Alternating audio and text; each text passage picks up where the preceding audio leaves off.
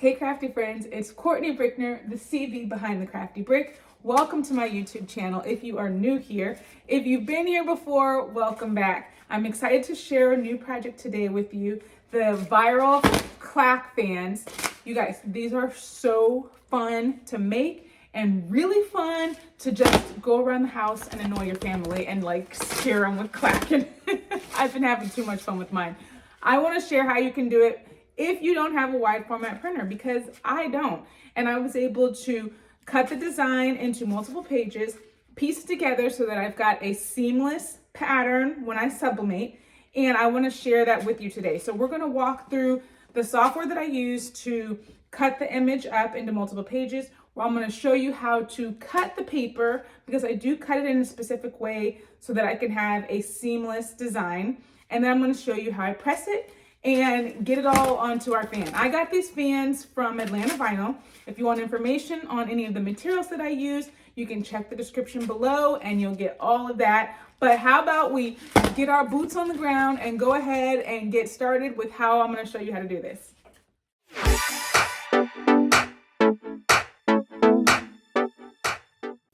First, we're going to come into Canva and we're going to go over here to the left side and create. And we're going to come down here to custom size, and we're going to choose inches instead of pixels and put in, let's see, what size are we doing? 28 by 15 for our canvas that we're going to be using. Now, I'm not using a template that's already out there because I want to put multiple pictures in it instead of just one big picture. So I'm typing in semicircle over here under the elements, and I'm going to pick this semicircle, make it bigger, and then we'll come up here and click, change it to black so we can actually see it. Make it larger, and we'll come and click position so that we can actually change the dimension to what we want it to be. And we're going to change it to 25 inches, and then it does 13.5. So that's perfect for our fan size. Let's put it on our canvas so that it fits. Actually, wait, what happened? Oh, it changed. We don't, it's okay. The position is locked. We need to just change this width to 25. There. Okay, so 13.5 high, 25 wide, and 13.5 high. Okay, now we're going to upload our pictures that we want to use. So this is whatever you want to put in there. I just picked some pictures of Beyonce that I liked. I'm doing background remover, so this is a feature that is only available with Canva Pro. So you'll have to have Canva Pro to do the background remover. But I'm just picking 3 images, and like I wouldn't have been able to do this if I had just used the template, because the template allows you to just do one large image. So then after we've done the background remover for all 3 of them, I'm going to size them so that they just look good on our fan. And then I'm going to come up here to edit and FX effects and click outline. And I'm going to change that to white. And I want to add an outline for each one, just so it makes the image stand out a little bit more on our fan. So let's see, we've got the outline there. We're going to do this outline on this 3rd one, change it to white. Okay, now this part, I mean, the whole fan is just up to whatever you want to do.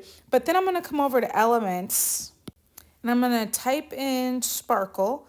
I'm going to spell it right, sparkle. And then it gives you some recommendations. I'm going to click see all in the graphics and just scroll down and you pick the ones that you like. So I'm just kind of going for a whole lot of sparkle because that's Beyonce. That's not that one. That's too big. To be honest, I designed the fan that I made in this video previously. So I'm trying to recreate that design that I made, and I'm not finding the exact elements, so I'm just kind of choosing some other ones. But I like these like sparkle galaxy star things, just the dots. And then I want to add some stars as well. So I'm just, I clicked duplicate so that I could make it go all the way across the fan. I'm moving it to the back so that the stars are not covering the pictures of Beyonce. So just moving those to the back, and let's see, I'm going to add this one, and you can change the color. So I'm going to turn it around a little bit, and then I'm going to go up here to change the color to silver so it looks sparkly.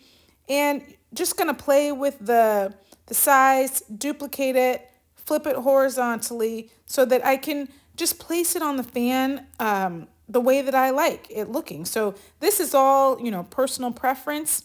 Just make sure that you go up here to position and click backward so that it's not covering the images that you've chosen. So you want that to be kind of just a background of your design. So just play around with different elements and get it to the way that you like it looking for whatever you want your fan to be. And then we're also going to add some text. So let's see, we're going to add a text box.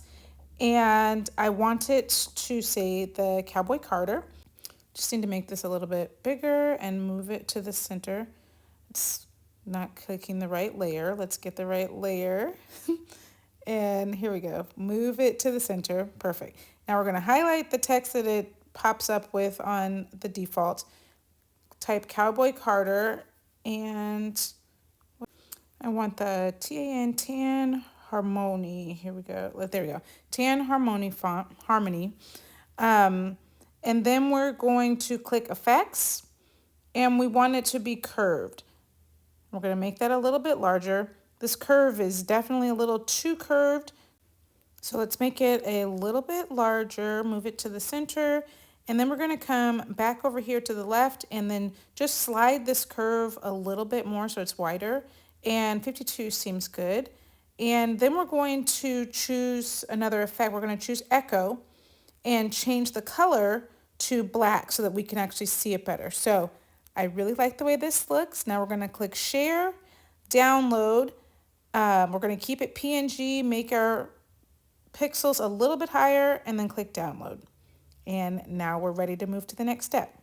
Now we're going to go to Google and search Pine Tools, Pinetools, and pull that up. And then we're going to write in image split, and then come up here to the middle right here and split image.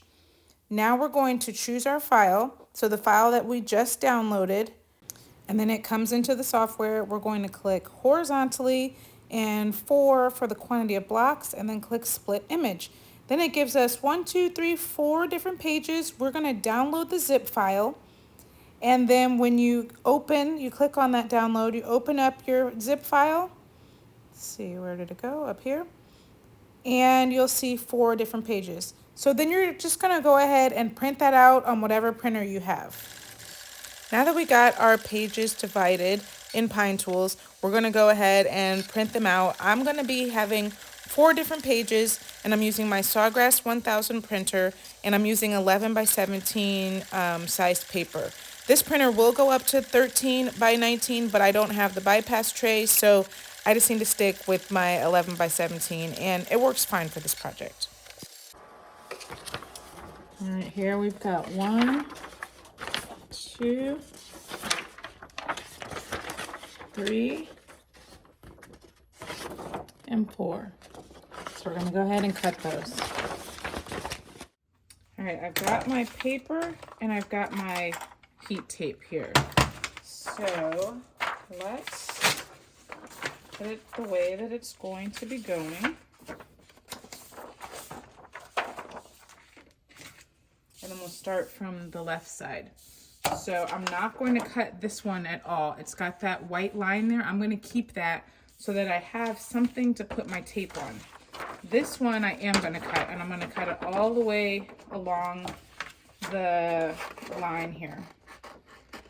And I'm going to try to cut it as close as possible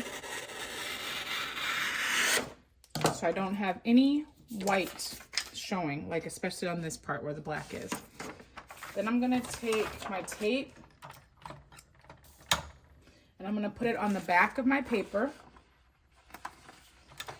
I'm holding it up so that it doesn't stick to the table, because sometimes I stick it to the table. And this is just so we're going to hold our paper in place. All right, so now the sticky side is on there, facing up, and we are going to place our other paper right on top of it. And when we get it all lined up, Then we will press down, and there should not be any white showing.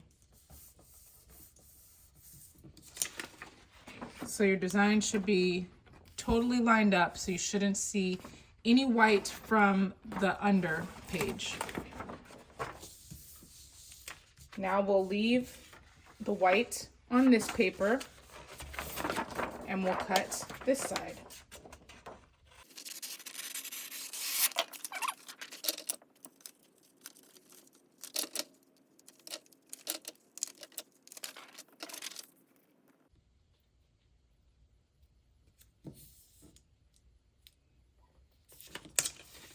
And you see, I just want to show you what you want to make sure that you don't have. Like if you don't have it connecting and touching right on top of it, you're going to have a white line, and then that's when you're going to have a seam. Make sure that you are all the way over. Your design is lined up at the bottom and all the way up to the top. And there's no white showing. Actually, right there, there's a little bit of white. I'm going to move that over.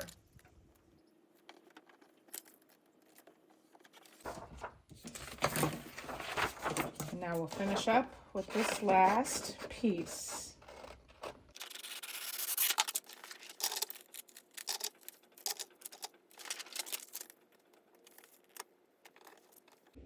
All right, now we got it all taped together, and we do not have seams here. Everything is matching up nicely, and we're ready to take this to our heat press and go ahead and make our fan. We don't have to worry about those words or this area below, because that part's going to all be cut out when we put it on the fan. Since I made this template myself, I'm wasting a little bit of ink, but I think it's going to be okay. All right, here we are. We've got my Heat Press Nation 16 by 24 inch press. It's nice because it's almost wide enough to cover the whole thing, but we're going to still need to do 2 presses. So I've got it set for 373. Actually, I have it set for 375. It's just not there yet. It's because my press reads a little bit hot, so it's actually reading at 387. Having this thermometer just really helps know your press a lot better.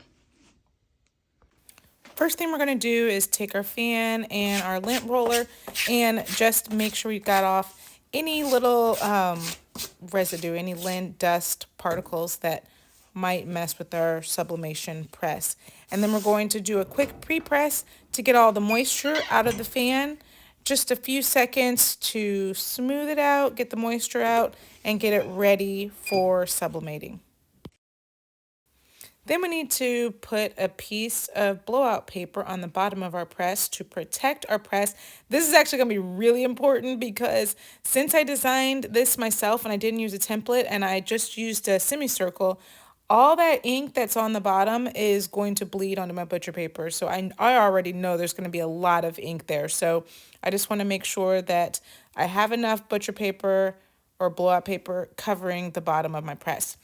Now we're going to take our fan and tape it into place. It's nice because you can actually see exactly where it goes since this fan is see-through. And we'll just secure it on with our tape to make sure it doesn't shift.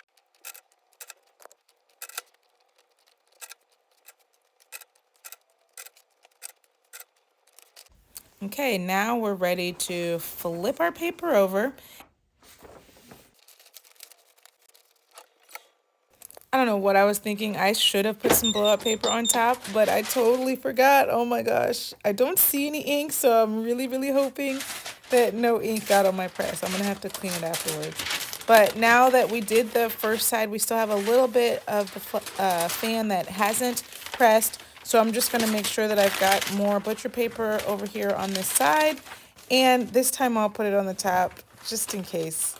We just want to protect the bottom and the top of our press. And we're going to press one more time for 60 seconds.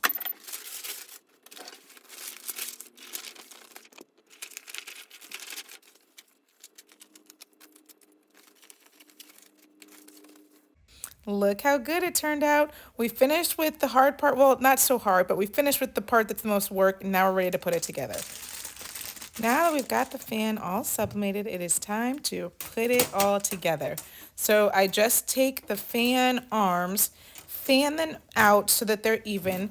I get the 2 end ones, make sure that that's a straight line with those, and then there's 4 on each side, and then you've got the middle one, and then there's 4 on the other side. So I just try to space them out so that they're all equidistant apart. Then I take my double-sided tape, and I'm just going to get strips and place a little strip on each arm of the fan. I think each strip is maybe like 4.5, 5 inches long. To be honest, I really didn't measure it, and you can measure and be precise, but I didn't do that. So then I just take the backing off the tape and get it ready to stick the fan on. I don't just spread it out and do it all at once. I kind of just do one arm at a time. And then when I get to the end of the other one, there's a flat side and a curved side. I put tape on that flat side and bring the fan on and attach it there. And then I rub it all into place so that it sticks. I rub it on the back, I rub it on the front, just to make sure that it's nice and secure. And then we are ready to clack. All right, friends, we got it. Look how good it looks. So we pieced it all together, pressed it on, and clack. Where them fans at? Hey, where them fans at? We are ready. Don't forget, if you like this video, like, subscribe, turn on the notifications so that you don't miss anything crafty. I'm just gonna be over here clacking. Don't mind me. I'll see y'all later. Until then, stay crafty, my friends. Bye.